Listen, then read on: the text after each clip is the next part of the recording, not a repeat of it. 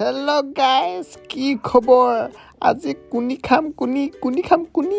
আজি ভাতটো বনোৱাৰ আগে নিজকে অকণমান গৰম কৰি লৈছোঁ। গৰম পানী আৰু এটা হট স্পাইচি কুৰকুৰি খাইছোঁ। তেনেকৈ বাৰাত জাল বে।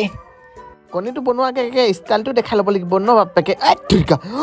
মা গৈছিলে কি বে, বাচি গ'ল দেই আজি। প্ৰথমতে ধুনীয়াকৈ কুকাৰত পাতি ল'লোঁ ভাতটো বাপেকে। ভাতটো পাতি ধুনীয়াকৈ আলুকেইটা কাটিম বুলিকৈ ভাবিছিলোঁ, কিন্তু কি হ'ল চাকো আলুকেইটা গজালি মেলিলে। বেচেৰা আলুকেইটা বহুত কেইদিন হ'ল কৈ এমাহমান থাকিছে যদি গজালি মেলিবই আৰু।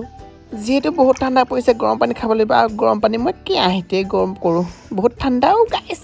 আজি স্পেচিয়েল আইটেম একোৱে নাই, আলু আছে আৰু কণী আছে, কিন্তু আলু আৰু কণীটো আজি স্পেচিয়েল ডিজাইনত বনাম, মোৰ ডিজাইনত।